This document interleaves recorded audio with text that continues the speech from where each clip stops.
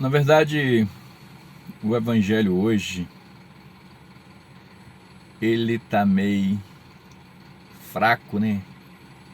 Como assim fraco? O evangelho nunca foi fraco. O evangelho sempre será evangelho. Evangelho é boas novas de salvação. Mas o que está acontecendo é porque, às vezes, algumas denominações elas não estão pregando o verdadeiro evangelho. Aí você pode perguntar, mas qual é esse verdadeiro evangelho? O evangelho é as boas novas que Jesus chegou e disse: arrependei porque o reino de Deus está próximo. Aí você pergunta, mas o que é arrependimento? Arrependimento é você mudar de vida, né? E mesmo naquela época de Jesus,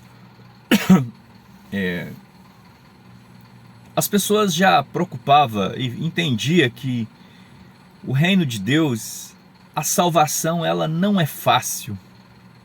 Ou melhor, ela para nós, seres humanos, ela é impossível.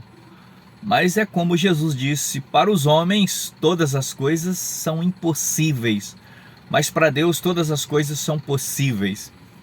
E lá em Lucas capítulo 13, no verso 23, alguém perguntou, Jesus, são poucos que irão herdar o reino dos céus. Jesus falou, esforçai. Então o reino de Deus exige esforço, o evangelho é cruz. Mas eu quero trazer para você um entendimento, para você entender se você está salvo ou se você está condenado. Porque as pessoas têm tanto medo de condenação e às vezes a maioria das pessoas elas irão para o juízo eterno. E como eu estou aqui com a missão de fazer você encontrar Cristo, o verdadeiro Cristo, eu estou aqui com a missão de fazer você encontrar o caminho do céu, você encontrar o Senhor Jesus da forma que está nos evangelhos. E eu quero citar para você João, capítulo 3. O evangelho de João, no capítulo 3, ele revela muitas coisas que as pessoas deveriam ler esse capítulo inteiro, entender como a pessoa pode encontrar salvação. No evangelho, no capítulo 3 de João, Jesus revela a sua ira, a ira de Deus sobre as nações, e revela o amor dele, que é muito grande.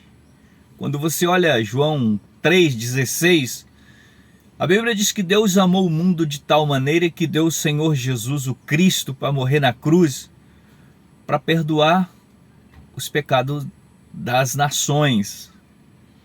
Mas só que tem um porém, e Jesus continua ali no capítulo 3, verso 16, 17, 18, ele continua fazendo um discurso ali, e mesmo antes do verso 12 ou 16, que ele fala que Deus amou o mundo de tal maneira, ele bate de frente, ou melhor, um mestre da lei bate de frente com ele, e ele disse para o mestre da lei: se você não nascer de novo, você não vai herdar o reino dos céus, você nem vai ver o reino dos céus. E ele pergunta, mas como pode ser isso? Eu tenho que voltar ao ventre de minha mãe e nascer de novo? Não, Jesus responde para ele: você precisa nascer da água e do Espírito. E hoje nós temos um evangelho que há muitas multidões que têm nascido da água, mas não têm nascido do Espírito.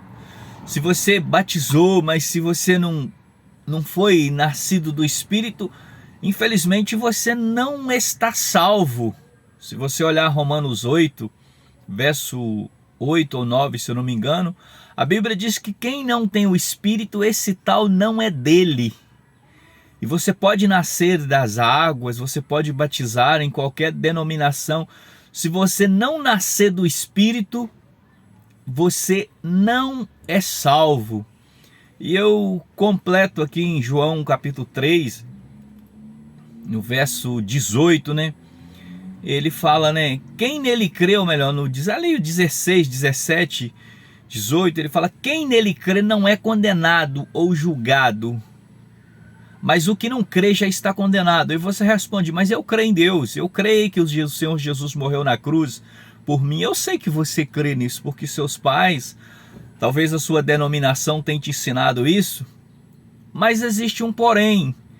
Quem nele crê não é condenado, mas o que não crê já está condenado, porque não crê no nome do unigênito Filho de Deus. Mas ele justifica porque as pessoas, mesmo crendo, elas ainda estão condenadas. E ele diz assim, quem nele crê não é condenado, mas o que não crê já está condenado, porque não crê no nome do unigênito Filho de Deus. A condenação é esta: a luz veio ao mundo, mas os homens amaram mais as trevas do que a luz, porque as suas obras eram más.